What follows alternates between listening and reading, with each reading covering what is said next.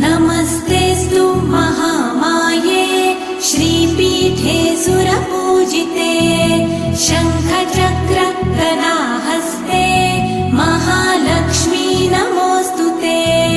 नमस्ते गरुडारूढे कोलासुरभयङ्करी सर्वपाप हरे देवी महालक्ष्मी नमोऽस्तुते।